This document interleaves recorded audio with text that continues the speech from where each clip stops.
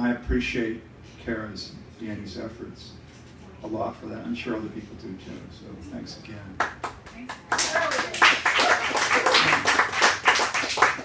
I wrote this a couple years ago, and eventually, maybe shortly thereafter, I saw a contest that Glimmer Train was having, so I sent it up just for fun. And it was, the theme was family matters, so it kind of worked for this piece. But I didn't win, and I didn't even get honorable mention, which you get, there's quite a few that get honorable mention. But anyway, maybe you'll see why we didn't make it. It's called At the Reunion. We were sitting around the barbecue in the backyard of my old lady's brother's place somewhere in Idaho. Glad the wind was up to blow the mosquitoes off your neck. But quick enough, that breeze had things rattling and the dust up, grit in the air, so even the poor hostess looked like she'd been crying. It was the first soft spot I'd seen in that crowd of seeds all day. But then I thought I must be getting lame, my bleeding heart and all, so I dealt with it, remembering it was Maureen's family after all. Her youngest brother had gotten in my face about liberal politicians giving away the national treasure, right after I'd told the story about the family of a cancer survivor having to live in the car. So then I shared one about the widow having to eat cat food. It's hard to say exactly where in history the injustice all got started, but that's where we were, digging around in causes, visiting Maureen's out west people. I'd seen there wasn't enough coals under the grill to get those fat fryers thawed and broasted, so I sidled over and slid the lid off the big Weber, nobody noticing, and sloshed a heavy dose of charcoal starter, really letting it go because I was feeling agitated. The heat, the wind, the company, I don't know where it begins. There must have been pressure in the can, her brother using turpentine for fuel, because it shot right out of there and basted those birds pretty good. Then gave a whomp. I'd put the cover back. It lifted the lid up and flipped it over, came back down, and now I had yet another brother yelping at me. The hell you doing, doof? I took another pull on the long neck and tried to look as stupid as the rest of my new in-laws. Back that up a skosh. My new common law in-laws, it should matter. Maureen warned me driving out, said, my family, they'll test you, David. They'll press.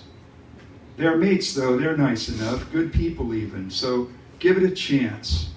If it starts to churn, let it settle. So I didn't say nothing. Got the lid reset with a croquet mallet handy by, the brother saying, give me that, and stay away from my grill. Mo came over whispering, why'd you make that dumb face? And I said, trying to fit in. I angled over near the breezeway where the women were holding forth on the latest medical grievance. Happened to be breast cancer screening.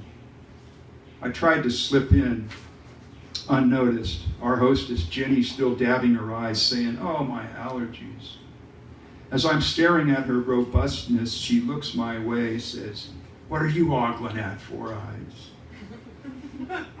I thought, how I'm a marked man here.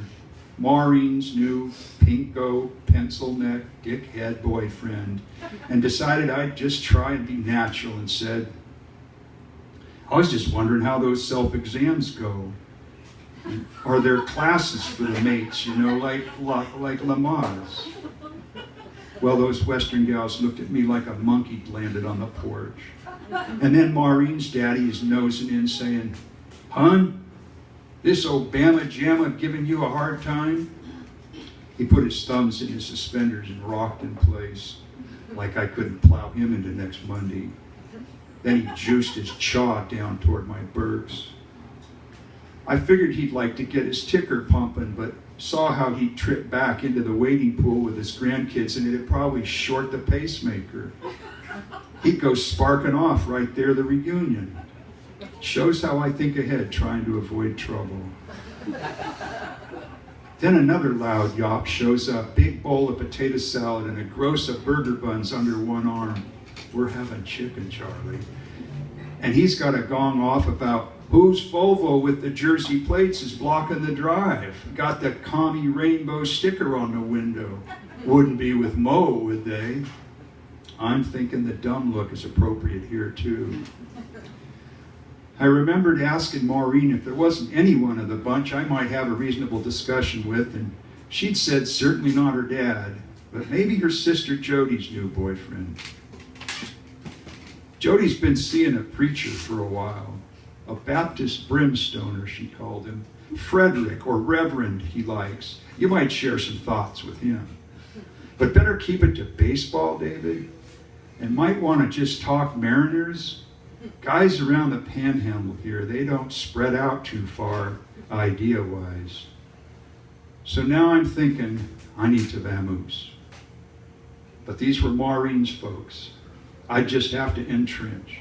So I slid out a side door and made my way over to the old wagon.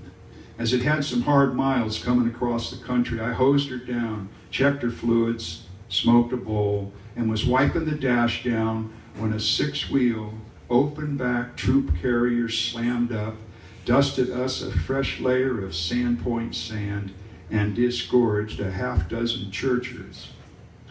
I could tell they were by their eager smiles and the life-size cross wired to the back of the cab. Here was a praise the Lord and pass the rifles posse of God the Father fans and fanettes for fucking sure. The gals in the crew might or might not be devout, but what filled their shorts and pressed from their halters was surely sanctified. I about had to hose myself down to stay cool. I could see these Bible hummers eyeing my style in turn and realized that I'd reached the apex of all that I was in life, reflected back by all I had not been, nor ever would be. And that reflection was now gawking back at me with drop-jawed disbelief. Then the driver rolled out. 300 pounds of hard-ass Christian reverence. He leveled his burning gaze at me and my bearded, bespeckled, and bewildered East Coast countenance and boomed, "Well, gold and glory to Yahweh. I believe we have among us, my brethren, a noble but heathen Hebrew Jew boy. Praise the Lord." They chorused the refrain. He was on me like a bull grizzly, hugging me in welcome to his fold. I tried to bleat out a howdy, but he held me too tight to speak. I couldn't help but contrast it to the treatment I'd gotten inside. Then Maureen's big sister, Jody, joined the embrace, saying, "You must be Sister Mo's David," and wet kissed me on the ear. That's about when the bud I'd smoked powered in. One of the faithful, who were all moving in to close the circle, said, "Here's the dang hose. We could baptize him right now."